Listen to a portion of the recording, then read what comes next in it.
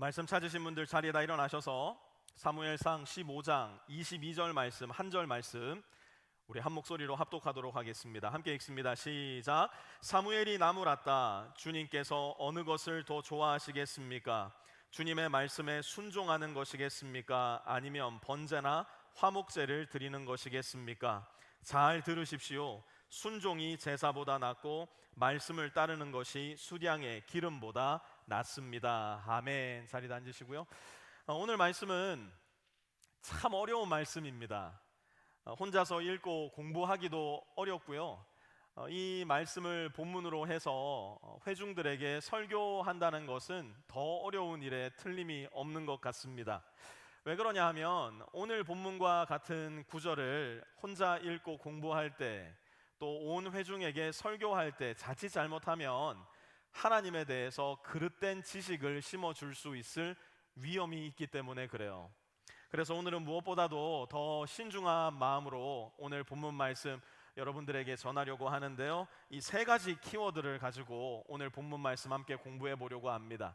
첫 번째 키워드는 하나님의 인내이고요, 두 번째는 죄의 치명성, 그리고 마지막 세 번째는 예수 그리스도의 구원이 오늘 말씀 가운데 우리가 마음속에 기억해야 할 말씀의 키워드입니다. 첫 번째부터 시작하도록 하죠. 하나님은 저와 여러분을 대하셔서 처참할 정도로 오래 참으시는 하나님이라는 사실을 우리는 오늘 본문 가운데 발견하게 됩니다. 하나님은 오래 참으시되 그냥 오래 참으시는 것이 아니라 처참할 정도로 오래 참으시는 하나님이라는 사실, 3절 말씀으로 돌아가셔서 3절 말씀 우리 한번 같이 읽어봤으면 좋겠는데요, 이쪽 오른쪽 모니터에서 계속 이렇게 하울링이 조금 나거든요. 조정이 가능하면 조정해 주셨으면 좋겠고, 안 되면 핸드 마이크를 써도 괜찮습니다. 3절 말씀 한번 같이 읽어보겠습니다. 시작. 너는 이제 가서 아말렉을 쳐라. 그들에게 딸린 것은 모두 전멸시켜라.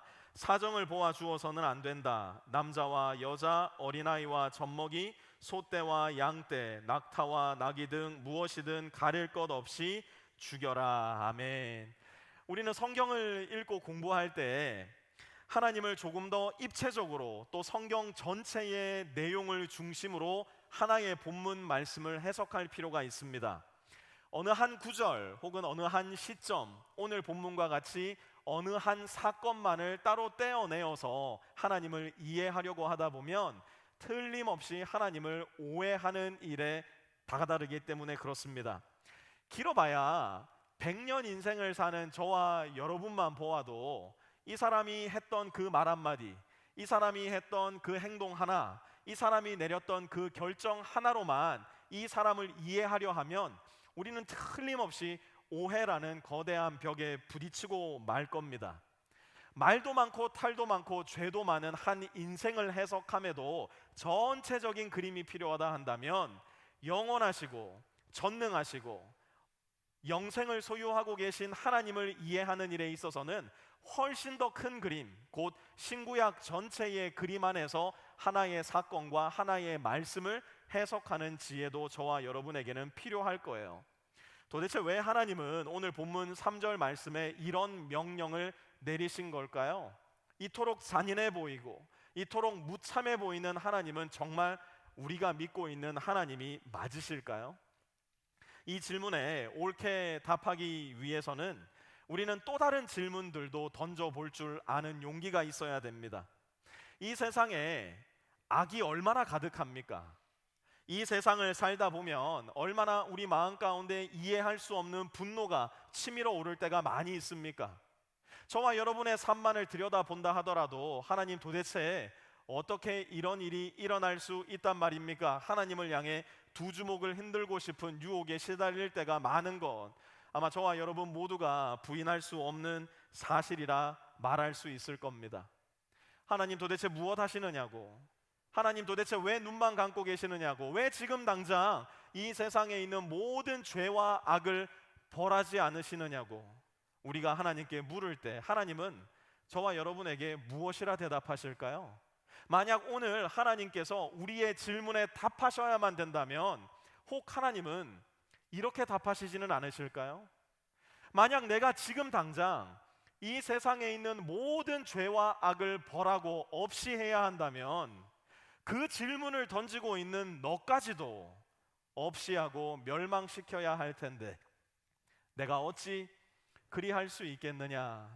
하나님은 저와 여러분에게 말씀하지 않으실까요? 요나서의 결론이 여러분 기억나십니까? 하나님께서 그 악하다고 소문난 니느웨 백성을 구원하셨을 때 요나는 하나님을 향해 주먹을 흔듭니다. 하나님, 어떻게 저 악한 민족을 구원하십니까? 그때 하나님 뭐라고 말씀하십니까? 요나서 4장 11절 말씀 같이 한번 읽어봅시다. 시작. 좌우를 가릴 줄 모르는 사람들이 12만 명도 더 되고 짐승들도 수없이 많은 이 큰 성읍 니느웨를 어찌 내가 아끼지 않겠느냐? 이게 하나님의 마음이에요. 이것이 하나님의 마음이에요. 아무리 죄와 악으로 가득한 세상이라 하더라도 여전히 그 세상을 아끼시고 사랑하시는 오래 참는 우리의 하나님 아버지, 우리 모두가 잘 알고 있는 요한복음 3장 16절, 하나님이 세상을 이처럼 사랑하사 말씀하실 때 그 세상은 어여쁘고 아름답고 거룩한 모습의 세상만을 의미하는 것이 아니라 저와 여러분처럼 이렇게 마음에 탐욕과 욕심이 많고 죄로 가득한 세상 역시도 사랑하고 계신다는 것을 저와 여러분은 반드시 기억할 필요가 있습니다. 그렇기 때문에 하나님이 정말 잘하시는 일이 뭐냐? 하나님이 으뜸 가시는 일이 뭐냐? 바로 오래 참으시는 일이에요. 하나님은 그야말로 오래 참기 챔피언이십니다. 오죽하면 성경 전체에 하나님은 오래 참으신다라는 구절이 29절이 넘게 나오고요, 창세기 1장에서부터 요한계시록 21장에 이르기까지 모든 성경 속 사건 사고는 하나님께서 오래 참으심으로 말미암아 일어난 일이라 말할 수 있을 거예요. 심지어 하나님은 하나님의 원수들에게도 오래 참으신 겁니다. 악질 중에 악질이라 할 수 있는 아말렉에게도 지난주 공부했듯이 하나님은 무려 400년 이상을 참아 오셨어요. 하나님의 자녀들을 비겁하고 야비하게 아말렉이 괴롭힐 때 하나님은 손가락을 세시며 100년을 참으셨습니다. 가장 야비하게 약한 사람들만 골라 괴롭히고 약탈하고 죽일 때에도 하나님은 손가락 하나하나를 꼽으시며 200년, 300년을 참아내셨어요. 그렇게 400년을 기다리시다가 마침내 진노의 잔이 가득 찼을 때 하나님은 그들을 하나님의 공의로서, 하나님의 정의로서 다스리기에 이른 겁니다. 여기에서 발견할 수 있는 우리의 소망과 여기에서 우리가 기억해야 할 하나님의 경고는 무엇일까요? 이 말씀에서 우리는 하나님께서 저와 여러분을 대해서도 오래 참으신다는 하나님의 은혜와 자비를 발견하게 됩니다. 하나님은 저와 여러분 모두를 향하셔서 오래 참으시는 분입니다. 하나님은 저와 여러분 모두를 향하셔서도 이 본문 말씀 가운데 드러나는 오래 참으심으로 다가오시는 분이에요. 그러나 하나님이 오래 참으신다고 나 역시도 하나님 앞에 너무나 오랫동안 오만한 마음으로 있어서는 안 됩니다. 주님의 진노의 날이 저와 여러분 누구의 인생 가운데도 그야말로 도적같이 닥쳐오도록 내버려 두어서는 안 된다는 이야기예요. 하나님은 오래 참으시는 분이신과 동시에 하나님의 정의로서, 하나님의 공의로서 저와 여러분을 다스리고 벌하시는 분이라는 것, 이것을 오늘 말씀 가운데 첫 번째로 잘 기억하셔야 합니다. 두 번째로 오늘 말씀은 저와 여러분 모두에게 99%짜리 순종은 사실 100%짜리 불순종이라는 사실을 가르쳐 주세요. 99%짜리 순종은 결국 알고 보면 100%짜리 불순종이라는 사실을 오늘 말씀 가운데 발견하게 됩니다. 우리 9절 말씀으로 내려가셔서 9절 말씀 함께 읽어봤으면 좋겠습니다. 9절입니다. 시작. 그러나 사울과 그의 군대는 아각뿐만 아니라 양떼와 소떼 가운데서도 가장 좋은 것들과 가장 기름진 짐승들과 어린 양들과 좋은 것들은 무엇이든지 모두 아깝게 여겨 진멸하지 않고 다만 쓸모없고 갓없는 것들만 골라서 진멸하였다. 아멘. 3절에서 사울은 사무엘을 통해 아말렉을 진멸하라는 하나님의 명령을 듣습니다. 그리고 4절에서부터 8절에 이르기까지 사울은 하나님의 말씀에 순종하여서 아말렉과의 전쟁에 나섭니다. 하나님의 말씀에 순종한 사울과 이스라엘 군대에게 하나님은 큰 승리를 허락해 주세요. 문제는 무엇인가? 9절로 다시 한번 돌아가셔서 9절의 시작을 보세요. 9절의 시작은 이렇게 말씀합니다. 그러나 4절에서 8절까지 사울은 99%의 순종을 했어요. 그런데 9절은 무엇이라고 시작한다고요? 그러나 사울은 한 가지의 순종을 불순종으로 내버려 두었어요. 그게 뭔데요? 양떼와 소떼 가운데서도 가장 좋은 것들을 남겨둔 겁니다. 다른 말로 사울은 하나님의 말씀에 99% 순종하였지만 1%를 불순종으로 남겨둔 겁니다. 여러분, 이것이 저와 여러분의 마음 가운데도 가득한 죄의 치명성이에요. 이것이 바로 저와 여러분 마음 가운데도 깃들어 있는 죄의 전염병입니다. 우리도 이럴 때 있잖아요. 그리스도인으로서 삶을 살아가면서 참 어렵고 힘든 결단들 거의 날마다 내리며 살아가지 않습니까? 내 가정에서 남편과 아내를 대할 때, 자식들을 대할 때, 직장에서 동료들과 후임들을 대할 때, 내 비즈니스에서 직원들을 대할 때, 친구들을 대할 때, 오늘 이 자리에 있는 나의 형제 자매들을 대할 때 나라면 하지 않았을 일인데 하나님 말씀에 순종해서 아유 참 내가 생각해도 너무 잘했다 칭찬하고 싶을 만큼 하나님 앞에 99%짜리 순종했던 기억 아마 여러분들 모두 있으시리라 믿습니다. 하지만 만약 내 삶의 1%에 있어 하나님께 불순종하는 영역이 분명하게 남아있다면 하나님은 저와 여러분에게도 이렇게 말씀하실 겁니다. 10절과 11절 말씀 보시기 바랍니다. 주님께서 사무엘에게 말씀하셨다. 사울을 왕으로 세운 것이 후회된다. 그가 나에게서 등을 돌리고 나의 명령을 따르지 않는다. 여러분 다시 말씀드립니다. 3절에서 하나님의 명령을 받은 사울은 4절에서부터 8절까지 99%짜리 순종을 하나님께 올려드린 사람이었어요. 그런데 마지막 1%의 불순종을 두고 하나님 말씀하시는 거예요. 뭐라고요? 그가 나에게서 등을 돌려 나의 명령 곧 나의 말씀을 듣지 않는다. 그런데 참 신기하게도 언제 우리가 자주 이렇게 되는지 아세요? 언제 우리가 1%의 영역을 불순종의 영역으로 남겨두는 줄 아십니까? 13절 한번 보세요. 13절 같이 읽습니다. 시작. 사무엘이 사울이 있는 곳에 이르니 사울이 그를 보고 인사를 하며 말하였다. 주님께서 주시는 복을 받으시기 바랍니다. 나는 주님의 명령대로 다 하였습니다. 아멘. 이것이 사울의 믿음이었어요. 1%의 불순종을 남겨두었음에도 불구하고 사울은 주님 앞에 다 순종하였다. 진실로 믿고 있었던 겁니다. 우리의 불순종에 하나님의 이름을 끼워 넣기 시작할 때 우리의 불순종은 교묘한 종교적 색채를 띠기 시작하고 저와 여러분 모두를 변장, excuse, 거짓에 능한 사람으로 너를 속일 뿐만 아니라 나조차도 속이는 사람으로 변질시켜가고 맙니다. 특별히 오랜 시간 동안 기독교 세계 속에서 살아가면서 교회와 용어, 교회의 생리를 아주 민감하게 이해하고 감각하고 있는 사람들에게서 이런 일은 매우 두드러지게 나타나요. 사울은 그러한 종교적 말장난에 너무너무 익숙한 사람이었어요. 이미 해봤거든요. 이미 했었거든요. 그리고 모두가 속아주었었거든요.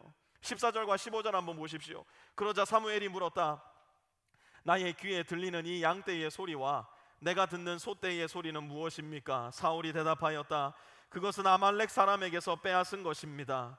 우리 군인들이 예언자께서 섬기시는 주 하나님께 제물로 바치려고 양떼와 소떼 가운데서 가장 좋은 것들을 남겼다가 끌어왔습니다. 그러나 나머지 것들은 우리가 진멸하였습니다. 아멘. 여러분 우리의 말과 삶에서도 지금 방금 함께 읽었던 14절, 15절에 사울처럼 세련되고 종교적인 핑계들이 넘쳐날 때가 있지 않습니까?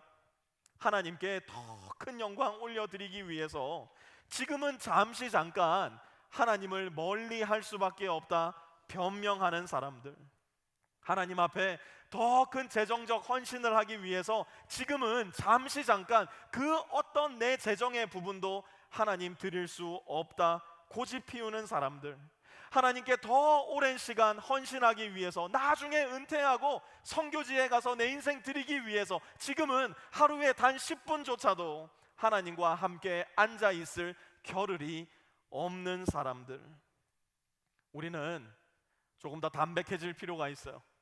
우리는 조금 더 서로에게 솔직해질 필요가 있습니다. 지금 하나님께 나를 들을 수 없는 사람은 지금 하나님을 믿지 않고 있는 거예요. 지금 하나님께 나의 인생을 헌신할 수 없는 사람은 지금 하나님을 사랑하지 않는 겁니다. 말끝마다 하나님 하나님 하면서도 정작 그 삶의 순종의 흔적이 전혀 보이지 않는 사람들, 순종하지 않는 사람은 하나님의 자녀가 아니라는 이야기예요. 22절로 내려가셔서 22절도 한번 다시 읽어보시겠습니까? 같이 한번 읽습니다. 시작. 사무엘이 나무랐다. 주님께서 어느 것을 더 좋아하시겠습니까? 주님의 말씀에 순종하는 것이겠습니까? 아니면 번제나 화목제를 드리는 것이겠습니까? 잘 들으십시오. 순종이 제사보다 낫고 말씀을 따르는 것이 수장의 기름보다 낫습니다. 아멘. 여러분, 종교적인 껍데기로 내 자신을 포장하지 마세요. 종교적인 언어로 교묘하게 하나님의 말씀을 피해가려고 하지 마세요. 그 어떤 세련된 종교적 색채보다, 그 어떤 세련된 종교적 예배보다 비루하고 작은 내 인생 가운데 하나님이 말씀하시는 그 말씀 하나에 순종하는 것, 그것이 저와 여러분을 더 기쁘게 받으신다는 사실을 우리는 오늘 말씀 가운데 잘 기억해야 돼요. 습관적인 불순종은 우리를 절대로 그 자리에 그대로 머물게 하지 않습니다. 습관적으로 불순종하는 우리의 삶은 점점 더 큰 악으로, 점점 더 큰 죄악으로 굴러 떨어질 수밖에 없다는 사실을 사울의 인생을 통해 우리는 배우게 됩니다. 불순종을 끊어내셔야 돼요. 불순종을 끊어내는 방법은 하나밖에 없습니다. 불순종을 끊어내려면 순종하셔야 돼요. 불순종을 끊어내려면 순종의 삶을 사셔야 됩니다. 내가 지금 오늘 당장 할 수 있는 것이 바로 하나님께 올려드리는 순종의 제사예요. 나중에 큰 순종하겠다, 오늘의 순종을 내일로 보류하는 것이 아니라 지금 할 수 있는 것으로 순종하는 거예요. 하나님께서 나에게 맡겨주신 내 재정의 일부를 하나님의 말씀에 의거하여 다시 하나님께 돌려드리는 신앙의 고백이 저와 여러분의 삶이 되어야 됩니다. 오늘도 내게 맡겨주신 생명의 시간, 작은 일부를 떼어서 하나님과 함께 앉아있는 시간, 하나님의 말씀을 귀 기울여 듣는 시간, 하나님 앞에 기도하는 시간을 의도적으로 지켜나가는 것, 저와 여러분이 하나님 앞에 보여야 할 순종의 모습이에요. 내게 맡겨주신 가정과 기업들, 자녀들, 그 모든 상황과 환경 속에서 내가 지금 할 수 있는 것으로 하나님께 순종하는 것, 그것이 하나님께서 찾으시는, 하나님께서 진정 나의 자녀라 말씀하시는 100%짜리 그리스도인이에요. 마지막 세 번째로 오늘 본문은 저와 여러분에게 우리 안에 있는 죄, 그것을 완전히 죽여야 된다 말씀하세요. 우리 안에서 발견되는 죄는 완전히 죽여야만 합니다. 32절과 33절 넘어가셔서 한번 같이 읽어보도록 하죠. 32절과 33절입니다. 같이 읽습니다. 시작. 사무엘이 아말렉의 아각 왕을 끌어내라고 명령하였다. 아각은 행여 죽을 고비를 넘겼다 싶어 좋아하면서 사무엘 앞에 나왔다.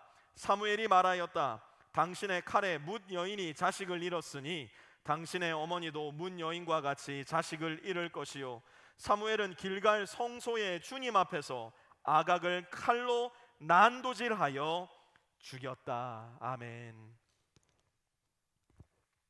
오늘날 우리 그리스도인들이 죄를 다루는 방식을 가만 보면요, 촛불을 하나 켜놓고요, 손을 가까이 계속 다가가면서 어디까지 가면 내 손이 되지 않을까 시험해보는 모습과도 매우 비슷하다는 생각이 듭니다. 어디까지 가면 내 인생이 망가지지 않을까, 굳이 거기까지 가봐요. 어디까지 가면 하나님도 미워하지 않으시고 괜찮다 말씀해 주실까, 굳이 내 인생을 그 죄 가운데로 걸어보는 모습을 보게 됩니다. 하지만 사랑하는 성도 여러분, 죄라고 나에게 인식되는 지점이 있다면 그 근처에는 가지도 않는 것이 하나님이 저와 여러분에게 주시는 지혜이고 분별력입니다. 죄라고 저와 여러분들 안에서 성령께서 알려주시는 영역이 있다면 가까이 갈 필요 없어요. 손댈 필요 없습니다. 굳이 경험해 볼 필요 없어요. 만나지 않아도 괜찮습니다. 그러니 하나님 나에게 지혜를 주세요. 하나님 나에게 능력을 주세요. 그 죄를 이기게 해주세요. 여러분 기도하셔야 돼요. 왜냐하면 이 기도는 하나님께서 좋아하시고 하나님께서 반드시 응답하시는 기도이기 때문이에요. 히브리서 12장 4절에 보니까 정말로 놀라운 말씀을 저와 여러분에게 전해주세요. 무슨 말이냐? 너희는 죄와 피 흘리기까지 싸워야 된다. 하나님은 말씀하고 계시는 겁니다. 여러분 안에 있는 죄와 쌍코피 터지도록 싸워보신 적 있으세요? 여러분들 삶 가운데 반복적으로 발견되는 그 죄와 그야말로 내 종아리 하나가 부러져 나갈 만큼 힘있게 겨루어 보신 적 혹시 있으십니까? 이러한 영적인 전쟁을 저와 여러분의 삶 가운데서 성실하게 해나가지 못할 때 저와 여러분 삶에는 어떤 일이 일어날까요? 마땅히 우리가 죽여야 할 죄를 살려둘 때, 마땅히 뿌리 뽑아야 할 죄를 마치 화초 가꾸듯 가꾸고 있을 때, 따뜻한 촛불에 내 손을 갖다 대며 어디까지 가야 내 손이 타지 않을까 시험하는 것처럼 점점 더 죄 앞으로 가까이 다가갈 때 저와 여러분의 삶에는 어떤 일이 일어날까? 여러분 성경을 오른쪽으로 조금 넘기셔서 사무엘하 1장으로 가보셔요. 오늘 본문 여러분 손가락에 끼워 놓으시고요. 사무엘하 1장 6절에서부터 10절까지 눈으로 따라오시기 바랍니다. 다윗에게 소식을 전하는 젊은이가 설명하였다. 제가 우연히 길보아 산에 갔다가 사울 임금님이 창으로 몸을 버티고 서 계신 것을 보았습니다. 그때에 적의 병거와 기병대가 그에게 바짝 다가오고 있었습니다. 사울 임금님이 뒤로 고개를 돌리시다가 저를 보시고서 저를 부르셨습니다. 그래서 제가 왜 그러시느냐고 여쭈었더니 저더러 누구냐고 물으셨습니다. 아말렉 사람이라고 말씀드렸더니 사울 임금님이 저더러 어서 나를 죽여다오. 아직 목숨이 붙어 있기는 하나 괴로워서 견딜 수가 없다 하고 말씀하셨습니다. 제가 보기에도 일어나서 사실 것 같지 않아서 다가가서 명령하신 대로 하였습니다. 그런 다음에 저는 머리에 쓰고 계신 왕관을 벗기고 팔에 끼고 계신 팔찌를 빼어서 이렇게 가져왔습니다. 아멘. 여러분 사울은 누구에게 죽임을 당했을까요? 우리가 사무엘상 말씀을 계속 공부하면서 30장, 31장에서 공부하게 되겠지만 사울은 오늘 본문에 기록된 대로 아말렉 청년에게 죽임을 당하지 않았어요. 사울은 블레셋과의 전투 가운데 그가 죽을 것 같다 그 스스로 창을 끌어안고 목숨을 끊은 사람이었습니다. 그런데 오늘 본문은 무엇이라고 이야기합니까? 아말렉 청년이 내가 사울 왕을 죽였습니다. 거짓말하고 있는 겁니다. 사울은 그가 남겨두었던 아말렉 족속의 후손에게 결국 두 번째 죽임을 당하고 만 거예요. 진멸했어야 할 아말렉을 진멸하지 않고 자기 입맛에 맞게 1%의 불순종을 남겨두었더니 결국 그 1%의 불순종이 자기의 뒤를 바짝 쫓아와 자기를 두 번째 죽이는 비극에 처하게 된 겁니다. 에스더서에 가서 보면 우리가 제일 잘 아는 말씀이 있잖아요. 에스더 여왕이 뭐라고 합니까? 죽으면 죽으리라. 이 말씀이 어디서 어떤 배경을 가지고 나온 말씀일까요?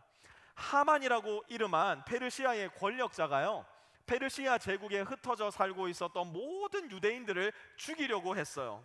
놀라운 건 뭔지 아십니까?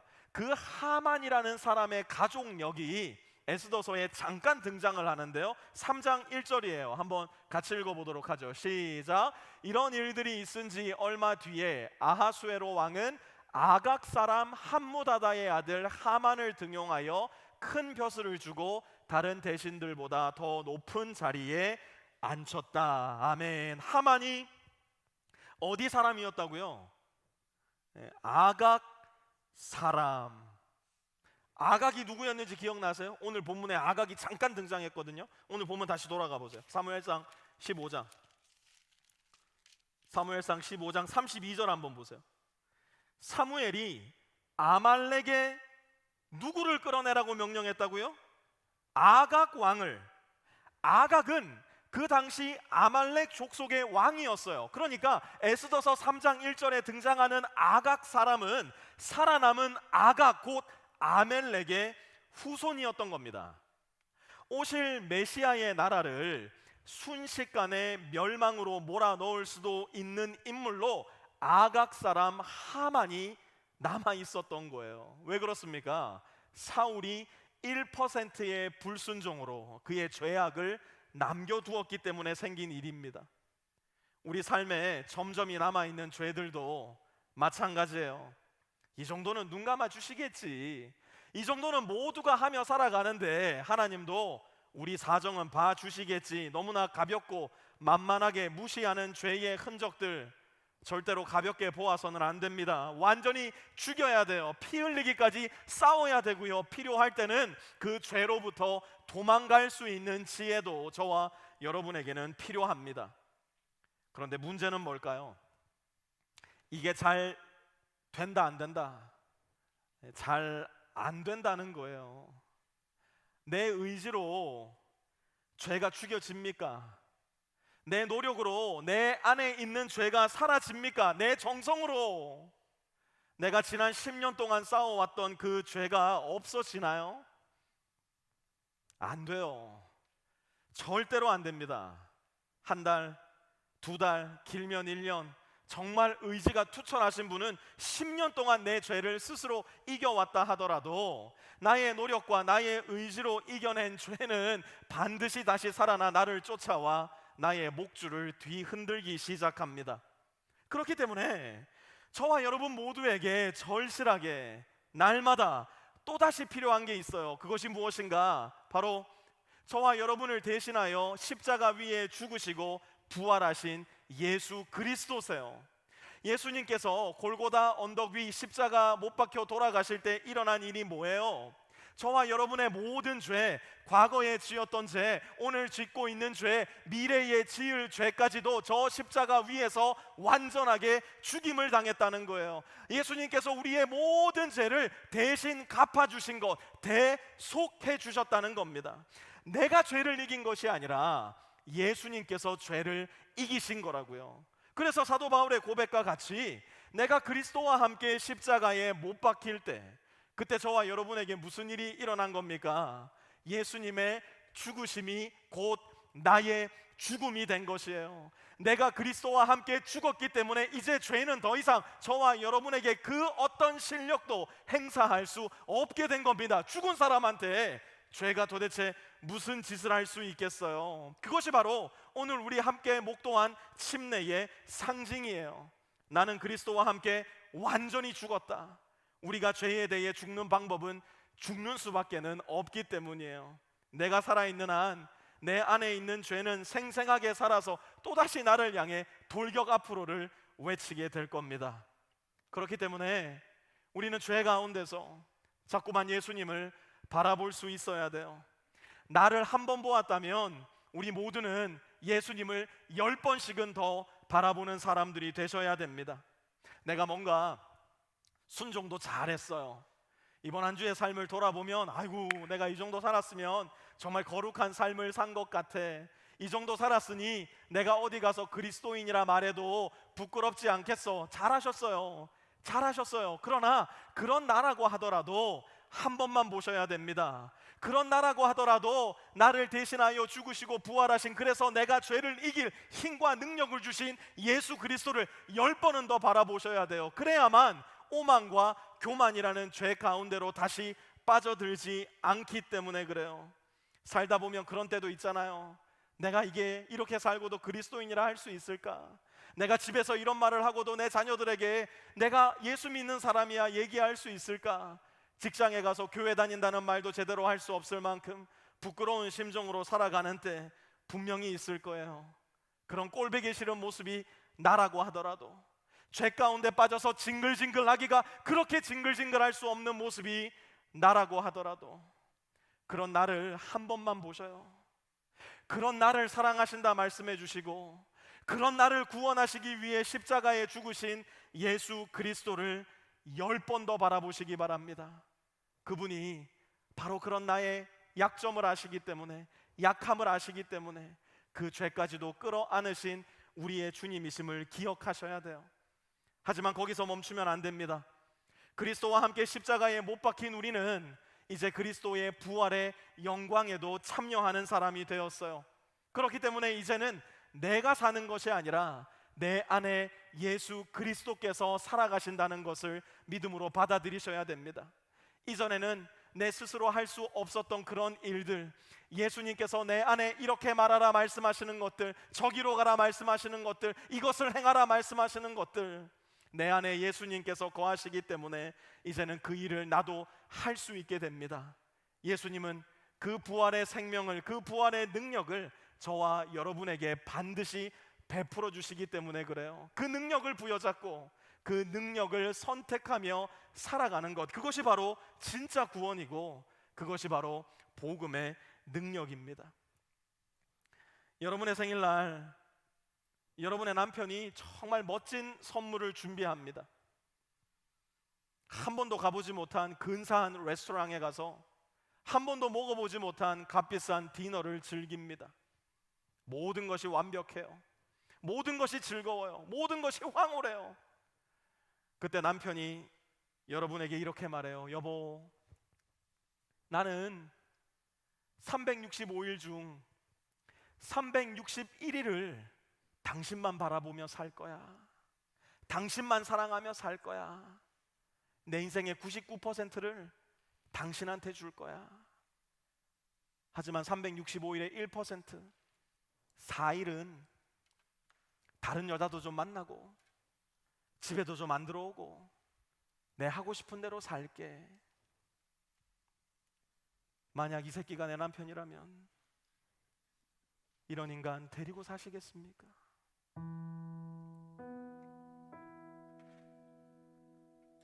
단 1%의 마음도 나누지 않고 나 홀로 온전히 독점하는 것, 99%가 아니라 100%를 당신에게 주는 것, 그것이 바로 진정한 사랑이고요, 그것만이 친밀한 관계입니다. 온 세상을 창조하신 하나님은 저와 여러분이랑 계약을 맺으신 게 아니에요. 361일 다오, 4일은 네 마음껏 살아라, 아니에요. 하나님은 그분의 전부를 주셨어요. 하나님은 그분의 독생하신 아들 예수 그리스도를 저와 여러분을 위해 이 세상에 보내셨을 뿐만 아니라 예수님은 그분의 몸에 있는 모든 피와 물을 저와 여러분을 위해 100% 쏟아주신 분이에요. Why? 100%의 생명을 우리를 위해 주신 예수님이 100%의 생명을 우리와 함께 누리기 원하시기 때문이에요. 죽었다 깨어나도 그 일을 할 수 없는 나에게로부터 눈을 드셔야 돼요. 우리의 종교성, 우리의 열심, 우리의 습관, 우리의 의지로는 그 일이 안 됩니다. 그 일을 할 수 없는 나에게로부터 눈을 들어서 나를 위해 그 일을 행하신 예수님을 바라보기 시작할 때, 그 예수님께 오늘도 나의 믿음을 드리기 시작할 때, 그 예수님의 사랑 가운데서 나의 사랑을 그분께 다시 드리기 원할 때, 그때에서야 비로소 예수님이 나를 위해 행하신 그 일은 내 삶의 현실이 되고 나 역시도 예수님과 함께 예수님처럼 이 세상을 살아가는 능력과 자유와 힘을 얻게 됩니다. 그래서 오늘은 들은 말씀을 생각하시면서 이렇게 한번 찬양을 해봤으면 좋겠는데요, 이 가사의 내용에 우리의 마음을 깊이 담으면서 주님, 내가 정말 그렇게 하기 원합니다. 나의 모든 시선을 주님 앞에 드리기 원합니다. 우리 그 마음의 소원함을 가지고 모든 시선을 주님께 드립니다. 함께 찬양해봤으면 좋겠어요. 모든 시선을 주님께 드리고 살아계신 하나님을 느낄 때 내 삶은 주의 역사가 되고 하나님이, 한 번 더 고백합니다. 모든 시선을